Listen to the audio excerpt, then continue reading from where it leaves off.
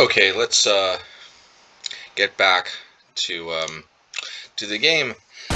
Okay, so I kind of realize um maybe I need to lay a little more groundwork, and yeah, but let's first get to it, so we don't lose time. Okay, obviously we're right in the thick of things as the game starts.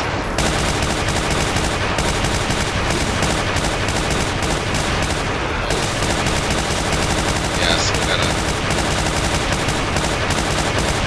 take care of these cactus. Okay, great. Whoa. And I'm getting peppered with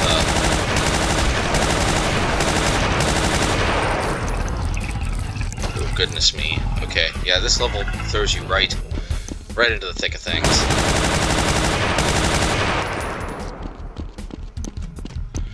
Okay. All right. Well, good thing we got the machine gun from last map. So, okay. Anyway, so this is map 3 of episode 2.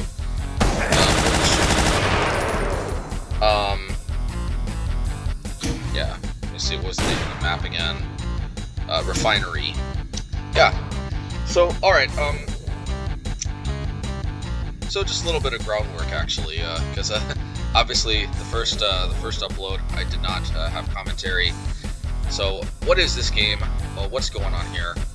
Probably should have started off the first commentary video with this. And of course, if I go back later and I do commentary over the first episode, then I can do this there as well. But so this is Doom. It's one of the most influential. It's one of the most influential first-person shooters of all time.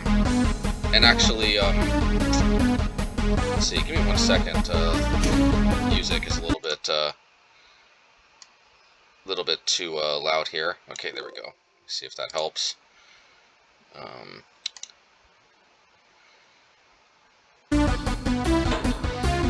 Okay. So yeah, this is Doom. It is one of the most influential first-person shooters of all time, and that is because, depending on how you look at the genre, it is one of the first-person shooters of all time.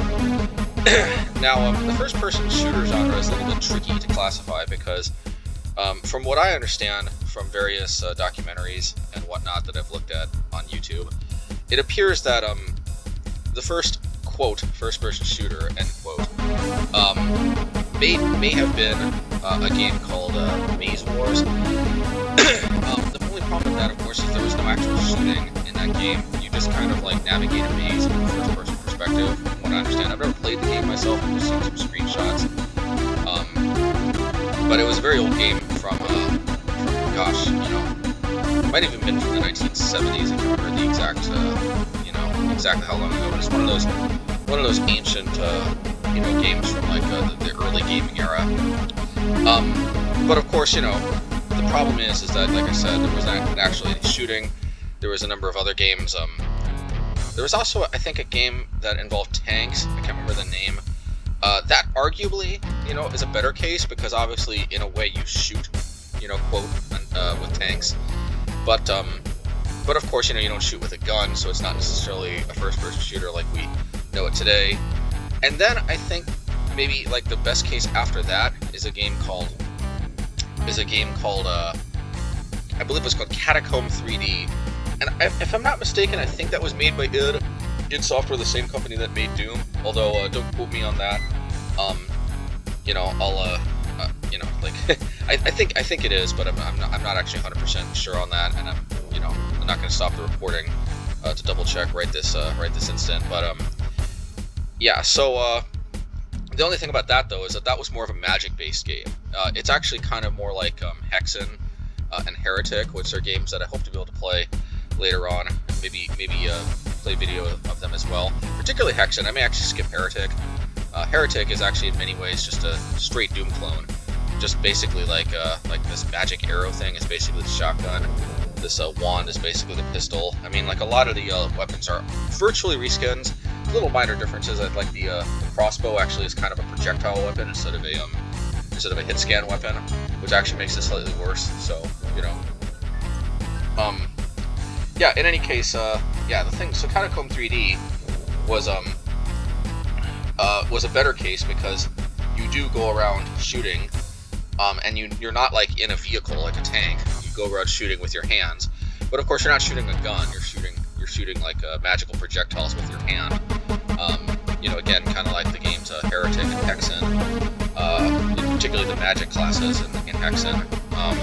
But in any case, from what I understand, the first true first-person shooter. Well, and probably I'm missing something. Either I'm forgetting it, or maybe the documentaries weren't aware of it, because I've saw different documentaries where some omitted, for example, Maze War. Because like obviously it's not, let's be honest here, it's not really a first-person shooter, but in the interest of being complete, obviously some included, just as kind of like a footnote of sorts.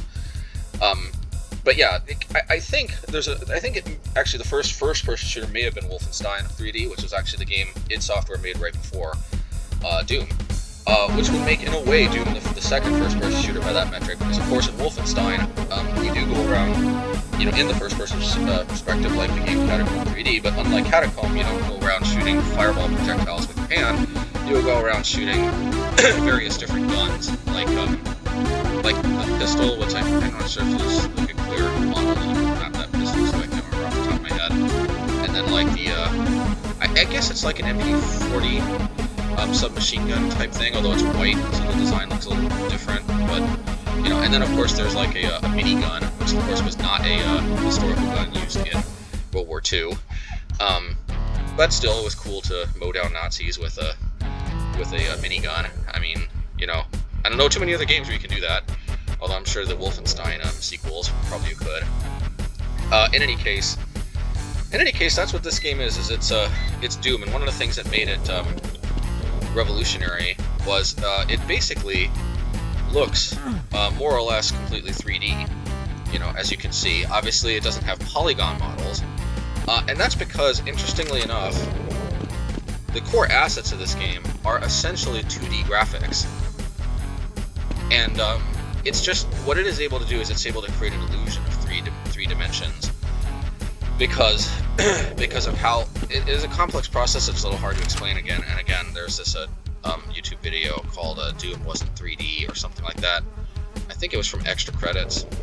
And of course Extra Credits has become controversial these days, but it's but that was just a pretty straightforward, well-explained video about gaming graphics. So I don't think there's anything controversial about that episode. In any case,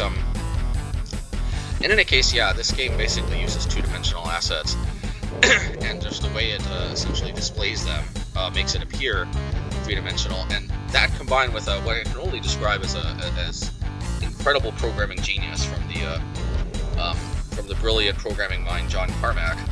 Of course, I'm sure the other people on id Software obviously contributed their programming skills as well, but from what I understand, the essential engineering of the game mostly comes from John Carmack, one of the greatest game programmers of all time, and I think he's involved very, very heavily right now with the Oculus Rift virtual reality I don't know what you call it, equipment, platform, whatever, and so he's actually still revolutionizing the world of computing even today, long after this game was made. But in any case, yeah. So through a combination of layering, different two-dimensional assets on top of each other to look three-dimensional, also somehow the programming is able to make the game register differences in which type of sectors you're in, such that if you're in a sector, like suppose this floor was lowered here, if we were in a different sector, then it would appear as though we dropped down. But from what I understand, really what's going on in the programming is it's kind of like we go through a one-way door of sorts that we can go through, but we can't pass back. but it looks like we're dropping down. And the only way we can get back up is if certain other programming conditions are met, you know, which would appear in the graphics, like for example, stairs rising. And then of course we can pass back through the one-way door, or rather the one-way door, the two-way door. Of course, there's more to it too, because there is a certain type of momentum that is somehow programmed into the game. But it's really amazing what they were able to pull off, because however this programming was able to be done, it completely simulates like a you know, three-dimensional movement, including, you know, momentum, including like you know, like as you move off of objects and onto others on the lower platform, you maintain a certain momentum. But I don't believe any of the physics engines that were used in later games, like even Quake, for example, which I think was the next game id Software made after this, the first true first-person shooter that was in 3 dimensions, from what I understand. You know, from what I understand, none of the physics engines that were used in those games were actually present in this. There's no physics, so to speak. It's all just an amazing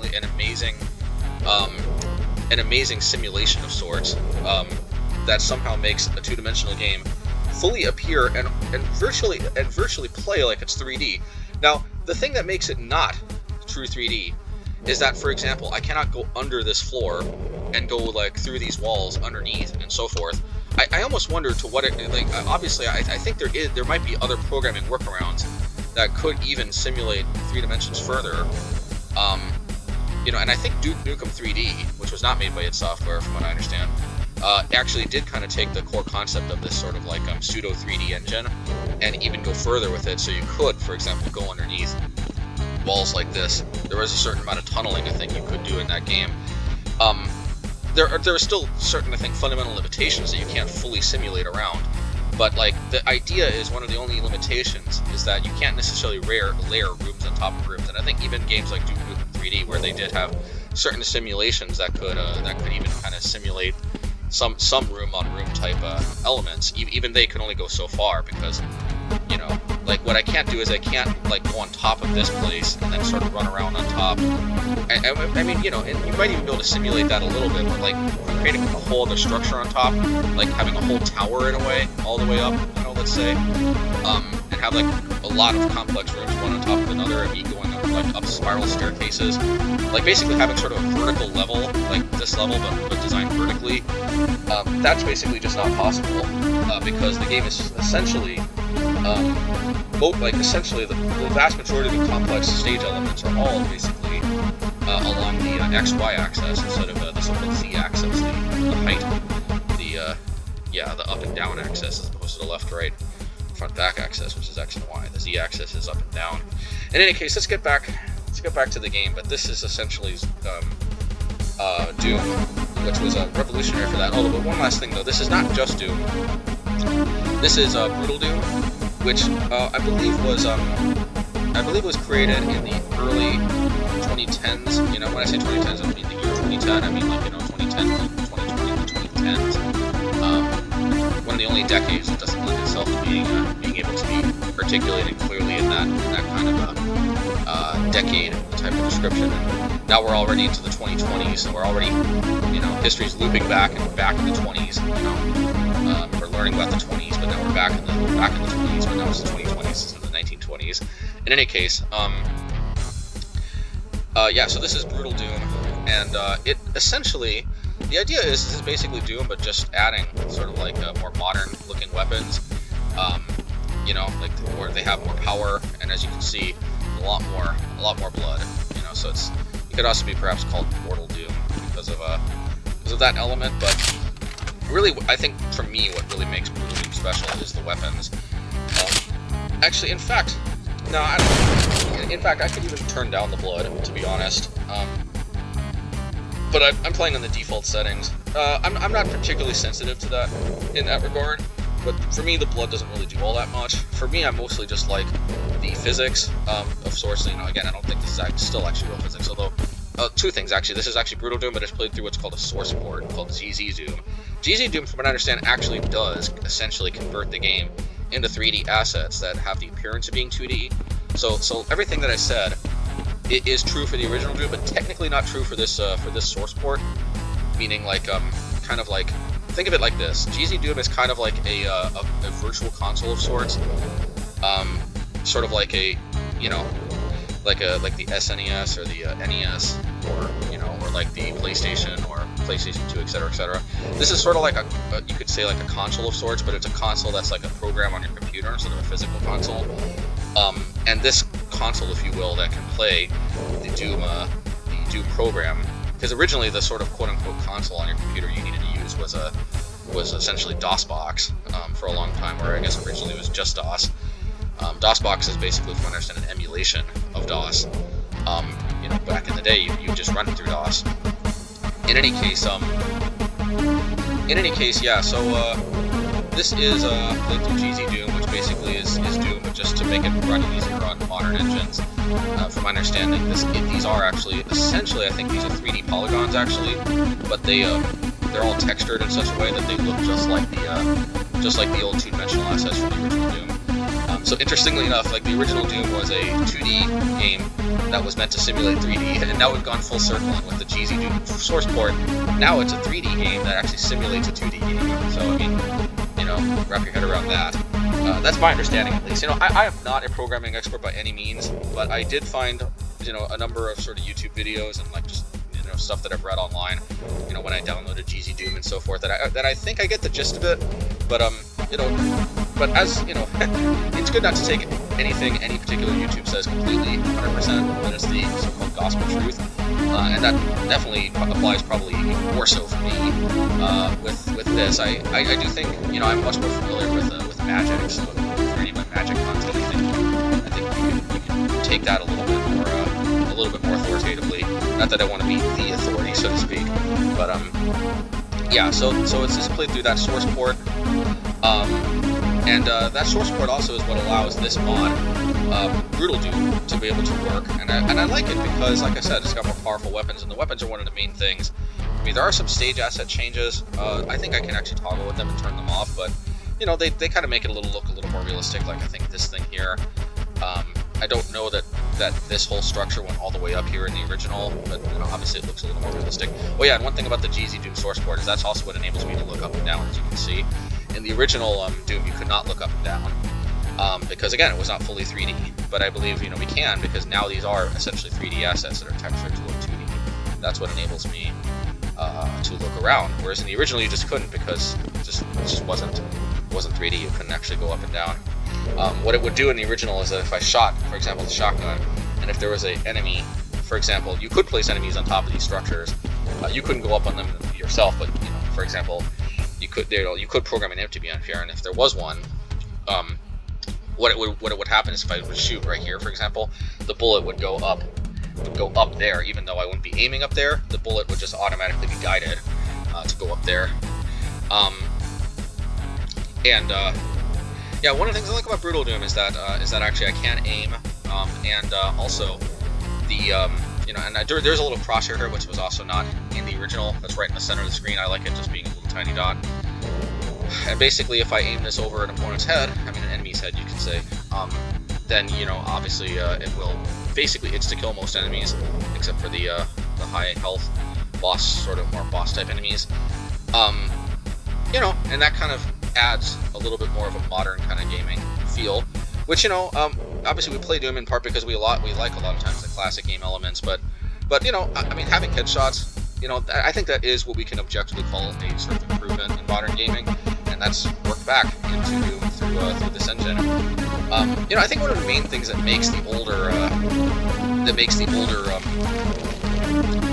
games a little more enjoyable for me, at least, is I think the levels. There's just something about this sort of like old level design which are a little more abstract. I really like Doom 1. Doom 1 has kind of like a good mixture of sort of abstract level design, but still kind of looks like it corresponds with something with a real place still, not completely abstract. All right, so let's free our pal here. Let's rock. Yeah. There's also another thing about Brutal Doom is that you can free buddies. I believe that guy is in the place of what would have been an invisibility sphere, although they were in the original Brutal Doom, basically just the invisibility spheres were swapped for these marine buddies. But in Brutal Doom, they may actually be placed completely independently in independent changes because version 21 goes beyond the original Brutal Doom and doesn't, you know, and actually has some more original changes to the stages and so forth. Not a lot, not very much, just a little bit. So anyway, that's what Brutal Doom essentially is. It's a mod that enables better weapons and you know, headshots, and yeah. And of course, my handy dandy flashlight, which I do actually like, because I like being able to see. All right, so let's get back to it. Got nailed before over there. Maybe I'll bring back the machine gun here. Okay. Man. Only one thing is that like pinky demons, for example, block you. And so this tomato like here is called a cacodemon. They fly, they do a lot of damage. They shoot projectiles, but they'll also bite you. Now this enemy right here that just shot a fireball at me is called an imp. It's your basic projectile type enemy in this game. Oh, and I really shouldn't have done that.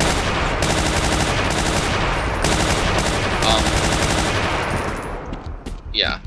And of course, one of those enemies I just shot, the one that was shooting at me with the pistol, is called a zombie man. That's your basic hit scan. And when I say hit scan, I mean like see, like when I pull the trigger, it's like a bullet instantly travels to the side. Now, of course, in real life, bullets are of course projectiles, but in this game, bullets don't work like real life bullets. I mean, because reality is bullets travel so fast that I don't think, and certainly not when Doom was originally made, and I don't think Brutal Doom necessarily modifies this. You know, like the reality is bullets travel so fast that for the most part, unless you're shooting at incredibly long distances, it feels like it's basically instantaneous, like when you pull the trigger and the bullet hits its target. So you know, so this game basically does make it instantaneous, whereas in real life it's just incredibly fast. Yeah, so that's what hit scan means. It just means like basically you pull the trigger and basically like the hit registers immediately where you pull the trigger, you know, where you're pointing, or roughly in the area. Whereas projectiles like the fireballs, those can travel at various different speeds, but the point is that they're not instantaneous. In any case, yeah, your basic projectile, your basic hit scan enemy is this zombie man. Your basic projectile enemy is this man. And that's kind of one of the main things. And of course, your basic melee enemy is that pinky demon that popped out. And you know, most of the other enemies are basically variations on those three types: the zombie men, the imps, and the pinky demons. You know, your hit scan, your projectile, and your melee enemy. I mean, cacodemons, they're essentially like a variation on the imp. They're like sort of like an imp that can fly, does more damage, has more health. Yeah, imps can also melee you, but you know, obviously they're primarily projectile enemy. Another imp. So you got a headshot there.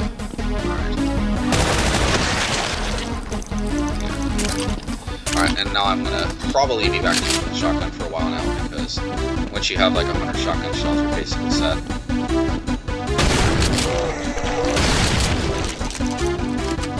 You do get health in this game if you kill an enemy while they're at very low health, and basically dying. Kind of like glory kills in the more recent Doom games, like Doom 2016. So they're not as much of an Doom, you know, nonetheless. Oh yeah, maybe just go over the weapons for a little bit. So, you know, we started the game with this. It's a pistol. It's a basic hit scan weapon. The first shot is basically going to be completely accurate, as you can see. So unlike real life, you can actually snipe with a pistol from long distances. You know, there's basically no stray. It's like a sniper pistol. However, what is more like a realistic pistol is if you shoot multiple times, as you can see, it does start going off center a bit more. So if you want to be accurate, you have to like kind of. You know, maybe I stand corrected. Maybe it's not actually 100%. Yeah, maybe it's not actually 100% accurate, which actually is interesting. I think they changed that. I think in the original Doom, your first shot was 100% accurate. It was a sniper pistol.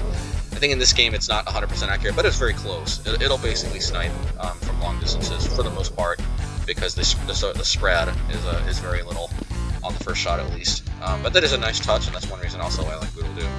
And the thing is like I said in one of the earlier episodes, it does become obsolete later on, because this is the submachine gun. It uses the same weapon, the same ammo.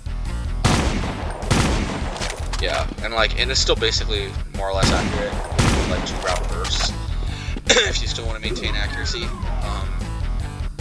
Yeah, I think the pistol is slightly more powerful, but it's not so much that you would almost never use it, other than the SMG. And this, of course, yeah, of course, this is your fist. This is actually one thing nice about it. Maybe I can get to show it off a little bit, but yeah, unlike in the original Doom, the original Doom was just kind of punches like this. This causes me to turn slightly interestingly. Anyway, yeah. So see, the left mouse button is a left straight. Right mouse button is a right hook. And yeah, if you hold down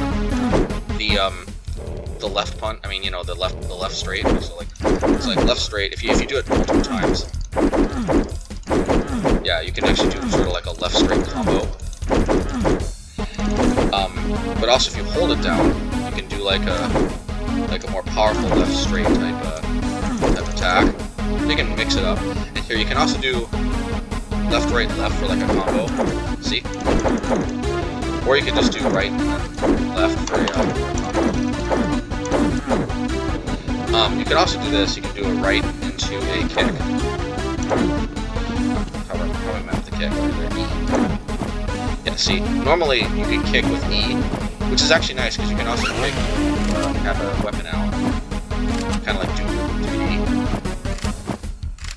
Anyway, so if you kick right after like a left straight, then you'll do a right high kick, and that's just massive damage if the right high kick lands. And if you kick right after the left hook, you'll do a left high kick. So yeah, you can mix it up like that. 1, 2, 3. 1, 2, 3. Yeah, see. I don't think like you can kick combo. No, you can't. Let's see here. So technically, this is like your longest combo string here. Actually, I think, let's see. Yeah, actually, this is your longest combo string. Left, left, left.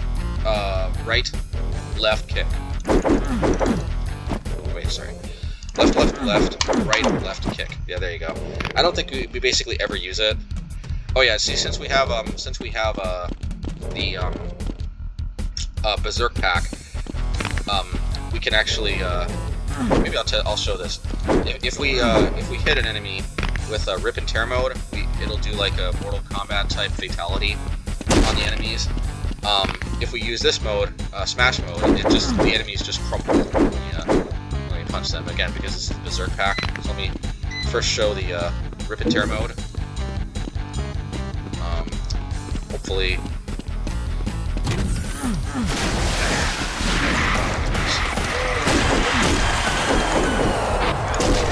Yeah, see.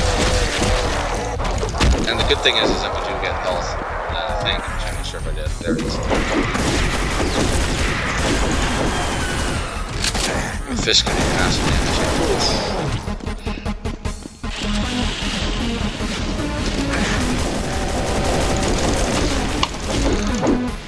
Okay, well, that was basically like like smash mode, so I'm gonna go back to smash mode.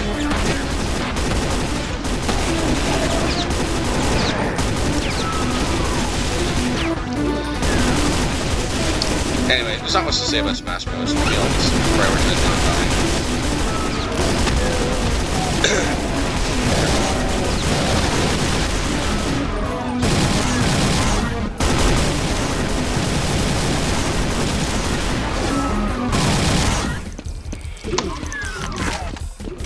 Alright, so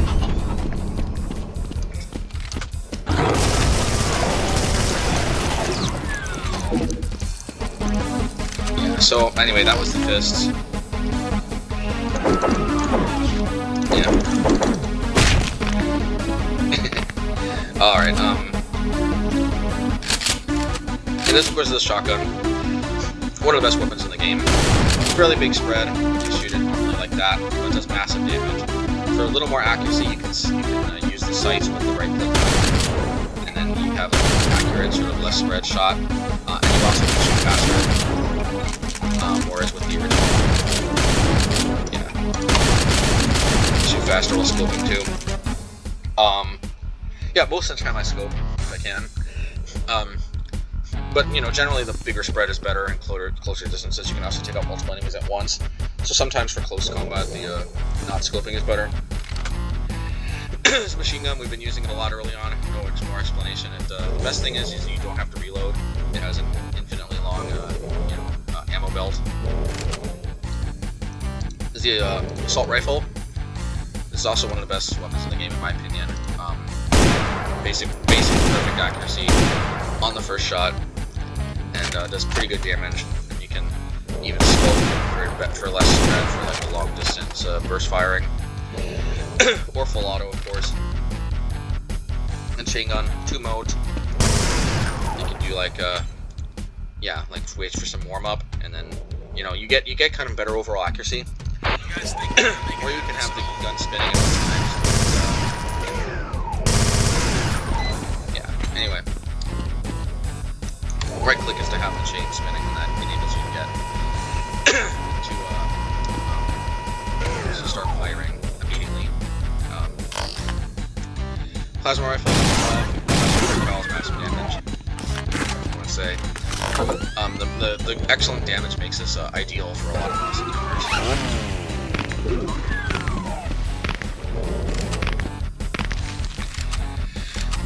All right. Anyway. Hopefully, I have finally laid the groundwork.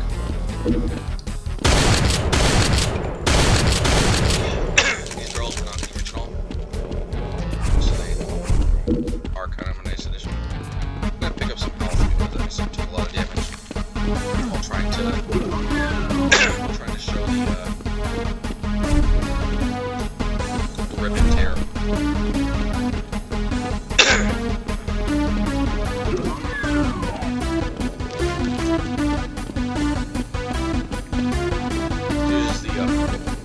Actually, so I guess when I said in an earlier video that I didn't hear the full map music, that was not entirely correct, because obviously here, this map does use the map select music.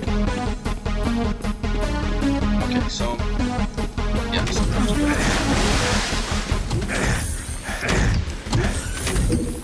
and I think this is the secret area here, if I'm not mistaken.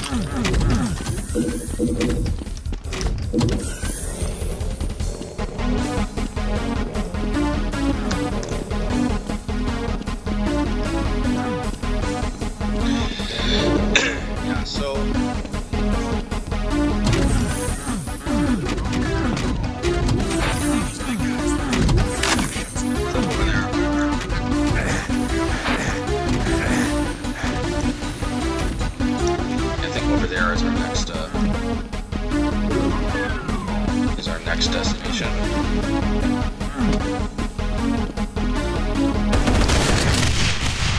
Using barrels to take these guys out. Yeah, and fighting this bear in a long distance, I think Marine just kind of, yeah, there we go. Our buddy Marine is the only thing worrying there, kind of blocking my line of sight. Unfortunately, he is. He's like not. Oh, I see. Huh, and this is also what's called monster fighting here. And almost certainly the Kakademon will win.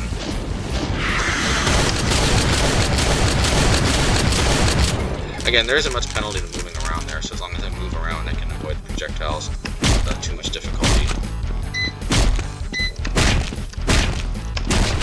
Alright, nice.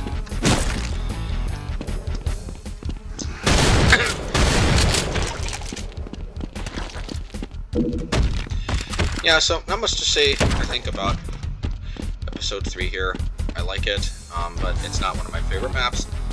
You know, I don't like the way it throws you right into the action. kind of like a little bit of warm up and having a little bit, starting in sort of a so-called safe space. Alright. Key. We can access that a little more. You know, just a little bit more, yeah, about my history is I didn't start off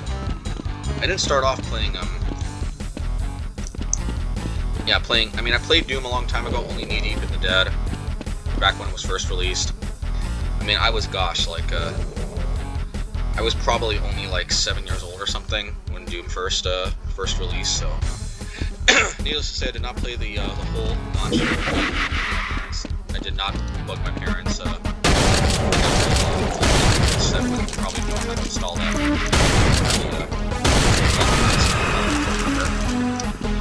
On the shareware from my friend's house, no less, because for some reason my PC was one of the only PCs that apparently did not go the shareware pre-installed. So the shareware was on my friend's computer where I played it on. But I did actually end up playing this. I think the first time I played, you know, something close to resembling like a full playthrough was actually when I was exploring some games on the 32X of all things when I was a little older, and I played the Sega 32X port. That actually, yeah, that's missing a lot of levels though, actually. So yeah, and it's just not really the same experience. There's not much to say. I remember being surprisingly impressed by more by like Doom itself than by the 32X. I mean, it's not really one of the best ports of the time. It's just the same at the time necessarily. Just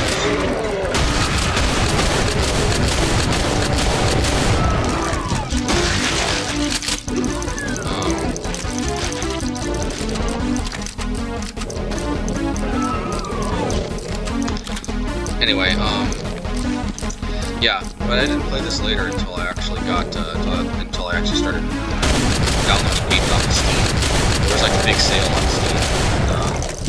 Well, I saw Doom, I couldn't quite resist, and that's the first time I actually played the game through in any kind of, within any kind of length. So, yeah, and this would have been, geez, like, probably 2013, 14, something like that, where I downloaded original Doom, and it wasn't too much after too much longer after that I found out about Real Doom. So continuing to navigate around the possibility out there.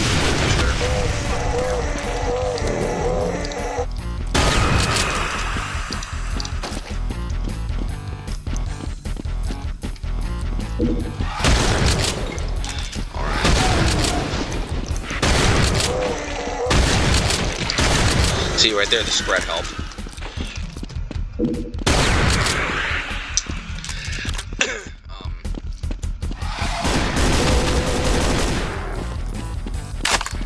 Our buddy had our back there, like a good buddy would.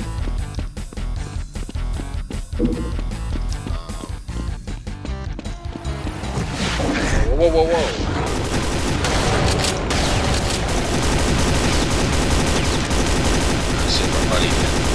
We'll let our buddy handle this. He might end up dying, but, you know, I might not be a very good buddy myself. Actually, he does do a good job distracting them. Let's go through here.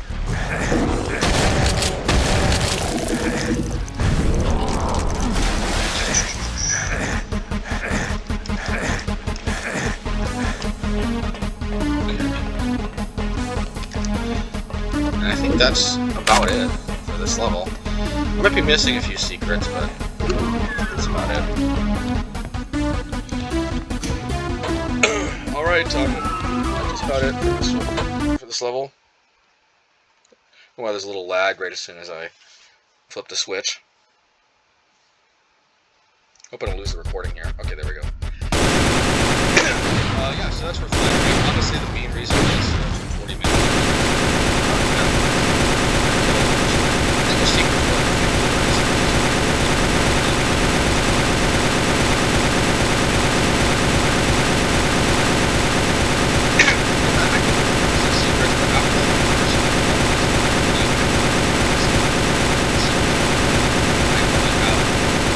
Gotten them really go for all secrets just because I find it somewhat tedious.